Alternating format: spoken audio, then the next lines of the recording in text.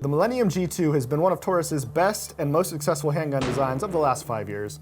And in 2019, the company took that compact platform, enlarged it a little bit, and reintroduced it as the G3.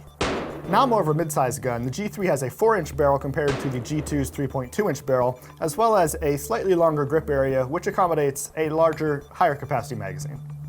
Whereas the 9mm G2 had room for 12 on board, this G3 is actually shipping with 2 magazines. One is a flush-fitting 15-rounder, as well as a 17-rounder with an extended base fitting.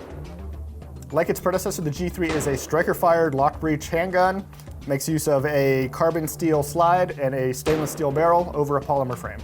Although a couple different SKUs are available, this one comes with both a blade-in-trigger trigger safety, as well as a frame-mounted manual safety. Sights on this gun consist of a fixed front with a drift-adjustable rear, and both are of the white 3-dot variety. When the company elongated the slide a little bit, it made room to include some front slide serrations on the G3 that the G2 did not have, and also it allowed them to extend what was a 1-slot accessory rail to 3 slots, which will make it compatible with a greater variety of lights and lasers. The frame's grip area has been molded with some moderately aggressive texturing that does a pretty good job of anchoring the gun in your hand during recoil without being overly abrasive. As far as controls on this gun can go, the magazine release button can be reversible for use for either side for left-hand or right-handed shooters. However, there is only one slide lock on the left-hand side of the gun for right-handed use. Both sides of the frame also feature indents near the magazine release for convenient placement of the shooter's thumb, and also 2 more above the trigger guard for indexing the trigger finger when it's not on the trigger. And speaking of the trigger, the G3 has a pretty nice one for a striker-fired gun.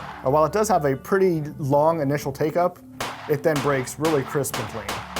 The trigger on this particular sample broke very consistently between 5 and 5.5 pounds of pressure. In all our testing, this gun has run 100% through several hundred rounds of ammo. Accuracy-wise, at 25 yards, it makes about 3-inch groups, which, while not superb, is plenty good enough for a self-defense scenario. All in all, this gun offers quite a bit of bang for the buck. It's the rare example of a gun with an inexpensive price tag that does not feel cheap.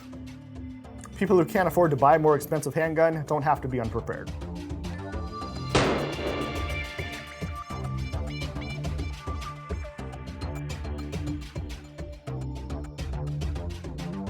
For more reviews of firearms and shooting gear, check out the latest edition of American Rifleman the magazine,